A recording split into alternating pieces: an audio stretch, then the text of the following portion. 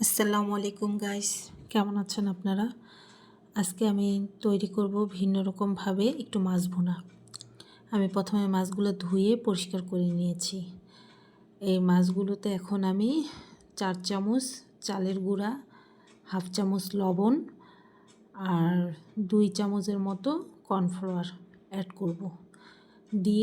Cornflour দিয়ে এখন আমি সম্পূর্ণ মাছগুলোকে হাত দিয়ে ভালো মতন মাখাবো। এমনভাবে মাখাবো যাতে মাছগুলোর গায়ে সম্পূর্ণ মশলাগুলো লেগে যায়। এটা আমি 10 মিনিটের জন্য এখন রেখে দেব। এদিকে আমি একটা মশলা তৈরি করব। মশলাটার জন্য আমি একটা টমেটো আর কিছু পেঁয়াজ ব্লেন্ডার করব। আর মাখিয়ে রাখা মাছগুলো এখন আমি ফ্রাই প্যানে ভাজবো। প্রথমে আমি একটা ফ্রাই প্যান বসাই দিয়েছি, সেখানে পরিমাণ মতো তেল দিয়ে এক এক করে সমস্ত মাছ আমি এখন এর মধ্যে দিয়ে দিব।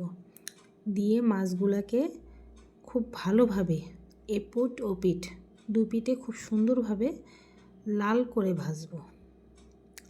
এই যে আমি এক এক করে সমস্ত মাছ দিয়ে দিলাম, দেওয়া হয়ে গেছে আমার।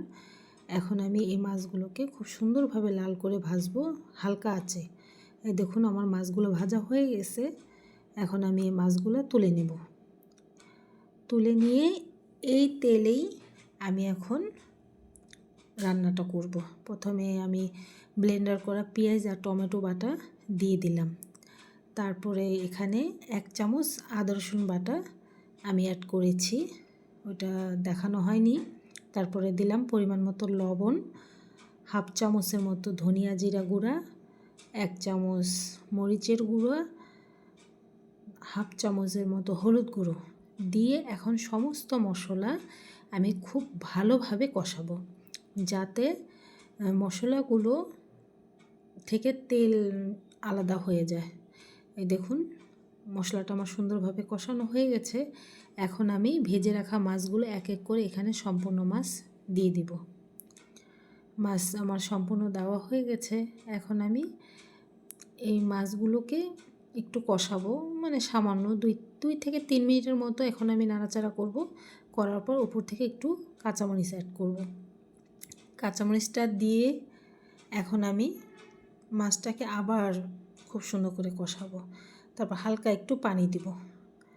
হালকা একটু পানি দিয়ে এখন আমি এটাকে ঢেকে দিব।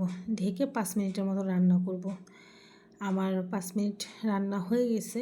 দেখুন মাছের কালারটা কত সুন্দর আসছে। এইভাবে রান্না করলে বাড়িতে ছোট বাচ্চারা মাছ খাবে। আসলে ছোট বাচ্চা মাছ খেতে ভালোবাসে না, এভাবে রান্না করে দিলে ওরা খুব পছন্দ করে খাবে। আমার মেয়ে তো এইভাবে মাছ রান্নাটা খুবই পছন্দ করে। আলহামদুলিল্লাহ।